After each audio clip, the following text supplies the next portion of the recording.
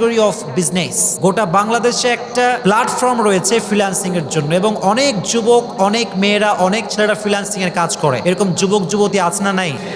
অনেক আছে, অহরহ আছে বাংলাদেশে। এজন্য আজকে আমরা প্রথমে যেই ম্যাটারটি আপনাদের সঙ্গে শেয়ার করতে চাই সেটি হচ্ছে এই ফ্রিল্যান্সিং হালাল নাকি হারাম এটা জানার পূর্বে আমাদের জানতে হবে basic concept of freelancing. Freelancing এর বেসিক কনসেপ্ট আগে আপনাকে বুঝতে হবে। মনে করেন আমরা আমাদের রিয়েল লাইফ, এটা হচ্ছে রিয়েল লাইফ। এই রিয়েল লাইফে যদি আপনার সঙ্গে আমি কোনো চুক্তিবদ্ধ হই কোনো কাজে, ফর এক্সাম্পল কোনো একটা বিজনেসে আপনার সঙ্গে আমি চুক্তিবদ্ধ হয়েছি, তাহলে এখানে উভয় পক্ষের একটা প্রফিট বা লাভ আছে না নাই?